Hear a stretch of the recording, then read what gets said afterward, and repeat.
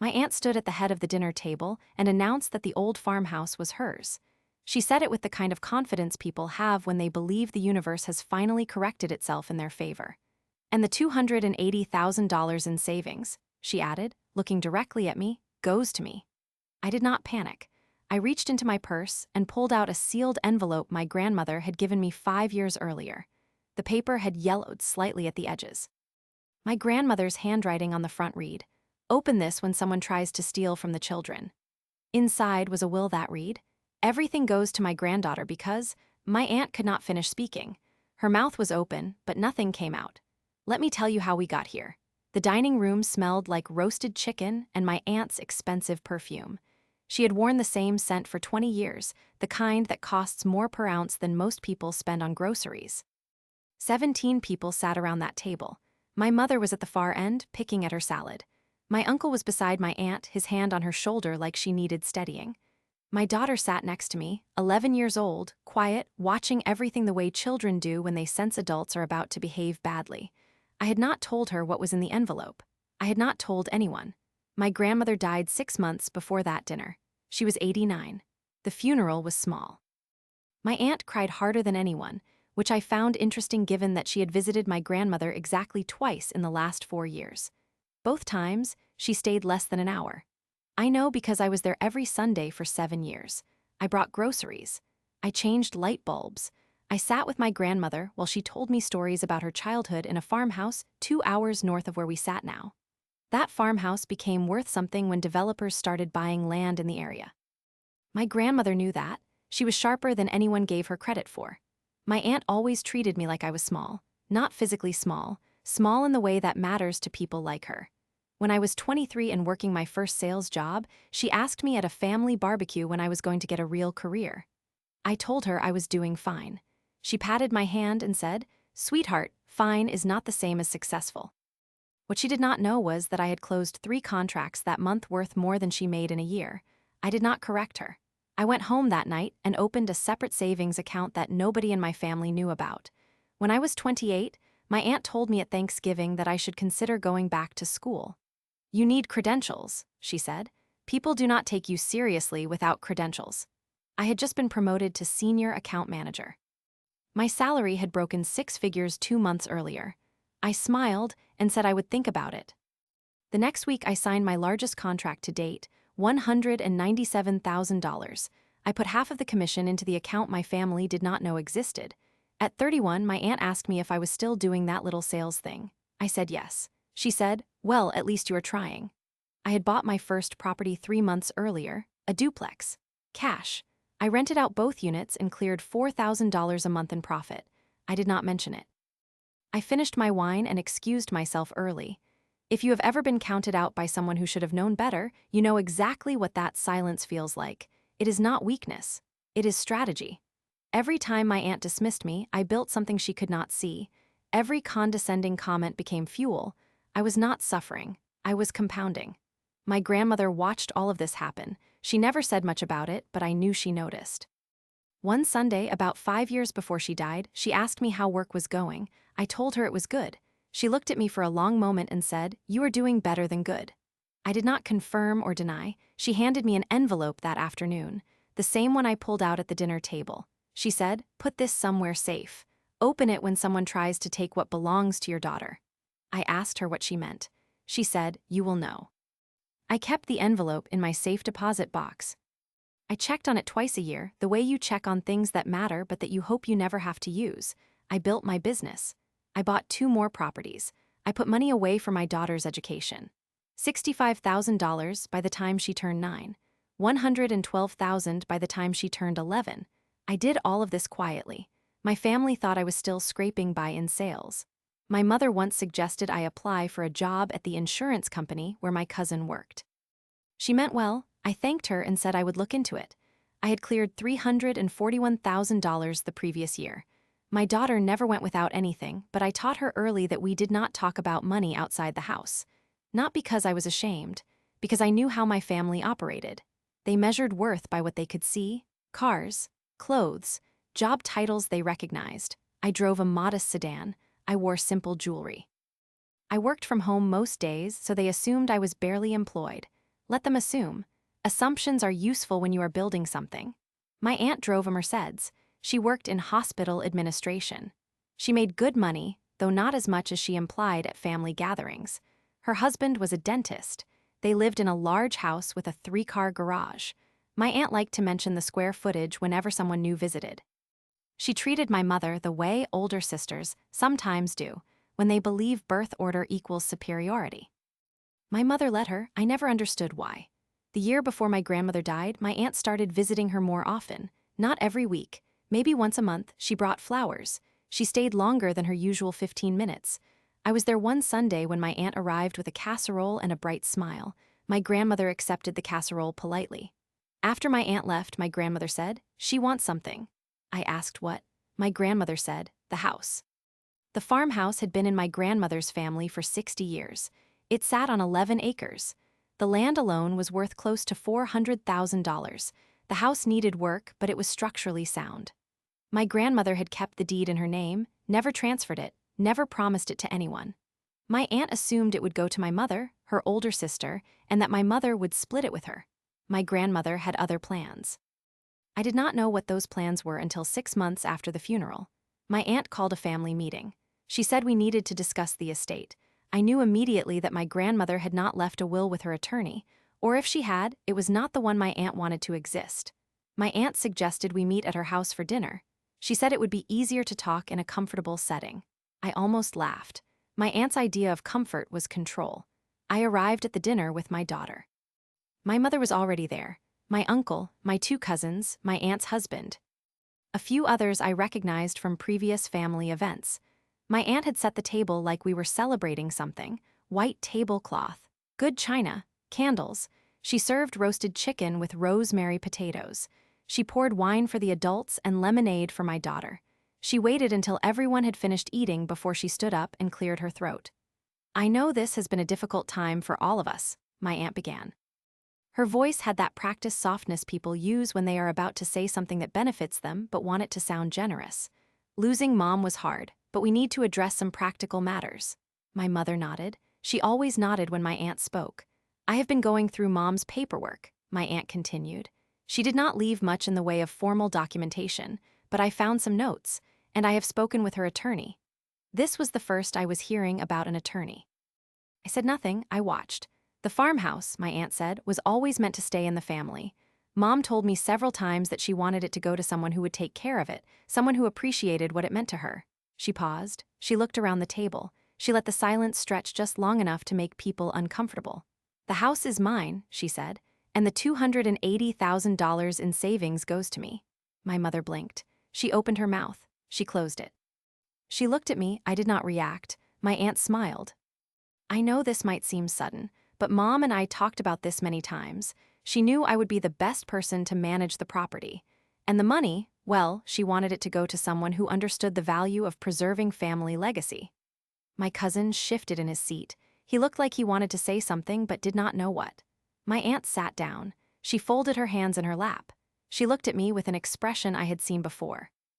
The same one she used when she told me to get a real job, when she told me to go back to school, when she asked if I was still doing that little sales thing. I reached into my purse. I pulled out the envelope. The paper crinkled slightly as I set it on the table. My grandmother's handwriting faced up. Everyone could see it. "Open this when someone tries to steal from the children." My aunt's expression did not change immediately. She looked at the envelope the way you look at something you do not quite recognize, but that feels vaguely threatening. "What is that?" she asked. I opened it slowly. I unfolded the single sheet of paper inside. My grandmother's handwriting was shaky but legible. She had written it herself. No attorney. No witness signatures that I could see at first glance, just her words. "Everything goes to my granddaughter," I read aloud, "because she is the only one who stayed." The room was silent. My aunt's face did something I had never seen before. The color did not drain all at once. It faded in stages, first her cheeks, then her forehead, then her neck. She looked like someone had reached inside her chest and removed something essential. "That is not a legal will," she said. Her voice came out higher than normal. "Tight." "It is," I said. "Handwritten wills are legal in this state, as long as they are dated and signed, which this is." I turned the paper around so she could see the date. 3 years before my grandmother died. Her signature at the bottom. shaky but unmistakable. My aunt stood up. Her chair scraped against the floor. You cannot just, this is not how this works. I have been working with her attorney, he said. Her attorney does not have a will on file, I said. I checked. My grandmother never filed one with him. She told me she did not trust formal processes. She wanted to make sure the right person got everything. So she wrote this. She gave it to me 5 years ago. She told me to keep it safe until someone tried to take what belonged to my daughter. My daughter was watching me. She did not understand all of it, but she understood enough. I put my hand on her shoulder. My aunt sat back down. She looked at her husband. He would not look back at her. You planned this, my aunt said. I did not plan anything, I said. My grandmother planned this. I just followed her instructions. My cousin spoke for the first time. So what does that mean? You get the house? I get everything, I said. The house, the savings, the land. All of it goes into a trust for my daughter. My grandmother was very clear about that. My mother finally spoke. Why did she not tell me? I looked at her. Because you would have told Aunt Linda. My mother did not deny it. My aunt's hands were shaking. She pressed them flat against the table. This is not fair. I took care of her. I visited. I brought her things. You visited twice in 4 years, I said. I was there every Sunday for 7 years. I brought groceries. I fixed things. I listened to her stories. You showed up when you wanted something. That is not true, my aunt said, but her voice had lost its certainty. It is true, I said, and my grandmother knew it. That is why she wrote this will. That is why she gave it to me, because she knew exactly what would happen after she died. She knew you would claim everything. She knew you would try to take what should go to my daughter, so she made sure you could not. My uncle cleared his throat. We should probably get a lawyer to look at this. I already did, I said. 3 years ago, when my grandmother first gave me the envelope, I had it reviewed by an estate attorney. It is legally binding. Handwritten wills are valid if they meet certain criteria. This one meets all of them. I pulled out a second document from my purse, a letter from the attorney, dated 3 years earlier, confirming the validity of the will. My aunt stared at the letter. Her mouth opened, closed, opened again. You have been planning this for 3 years? She asked. I have been protecting my daughter for 3 years, I said. There is a difference. My aunt looked around the table. She was searching for support. Nobody met her eyes. My mother was staring at her plate. My uncle was studying his wine glass. My cousins were looking anywhere but at her. This is not over, my aunt said. It is, I said. The will is valid. My attorney has already begun the probate process. The house and the savings will be transferred into the trust within 60 days. You can contest it if you want, but you will lose, and it will cost you a lot of money in legal fees. My aunt stood up again. This time she did not sit back down. She grabbed her purse from the counter. She looked at her husband. He stood up slowly. He did not say anything. This is what you do to family? My aunt asked. Her voice cracked. This is what I do to protect my child, I said. She left. Her husband followed her. The front door slammed hard enough to rattle the pictures on the wall. Nobody spoke for a long time. My mother finally looked at me. Did you really see her every Sunday? Yes, I said. For 7 years? Yes. My mother nodded slowly. She did not apologize, but she did not defend my aunt either. If you are still with me, stay. Because what I did next is the reason I am telling you this story. I could have left it there. I could have taken the house and the money and walked away, but my grandmother's will said something else. Something I had not read aloud at the table. The second page of the will listed specific instructions. My grandmother wanted the farmhouse to be sold. She wanted the money from the sale to go into the trust for my daughter's education. She wanted the $280,000 in savings to be split, half for my daughter, half for a scholarship fund in my grandmother's name for students from low-income families pursuing nursing degrees. My grandmother had been a nurse. She worked for 43 years in a rural hospital. She believed in education. She believed in helping people who could not help themselves. She had written very clearly that she did not want the house to sit empty. She did not want it to become a burden. She wanted it to do some good. I listed the house for sale 2 weeks after the dinner. The market was strong. I had 3 offers within a month. I accepted the highest one, $467,000. After fees and closing costs, the trust received $431,000. I set up the scholarship fund the way my grandmother requested, $140,000. Invested, the interest would fund 1 full nursing scholarship every year. The first scholarship went to a 22-year-old single mother from the same town where my grandmother grew up. She cried when I called to tell her. She said nobody had ever given her a chance like that.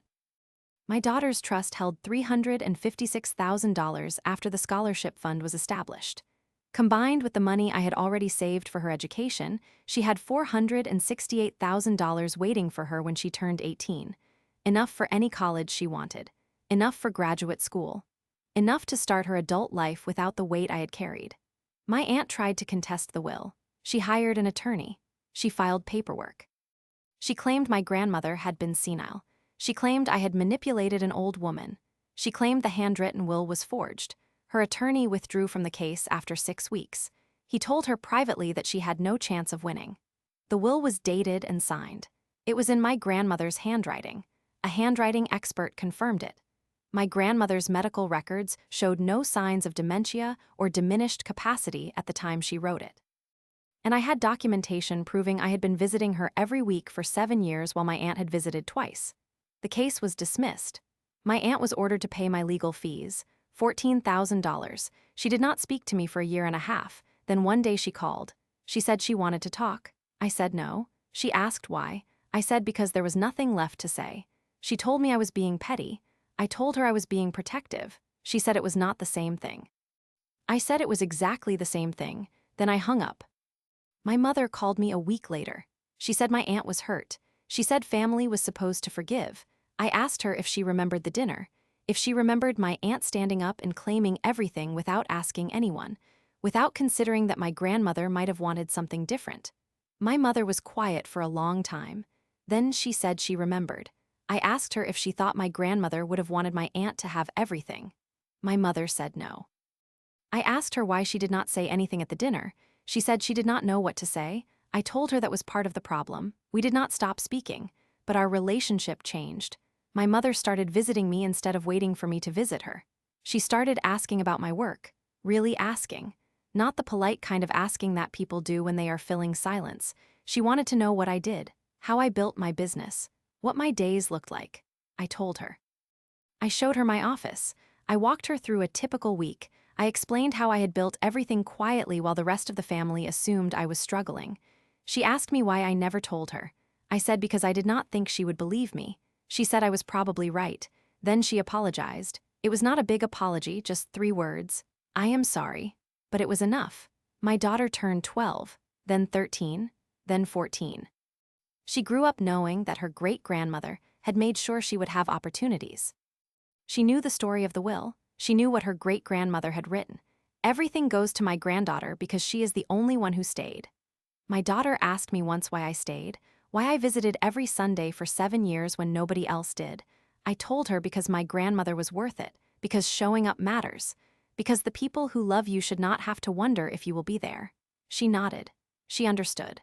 The scholarship fund is still running. It has helped 9 students so far. 3 of them have graduated. One of them works at the same hospital where my grandmother worked.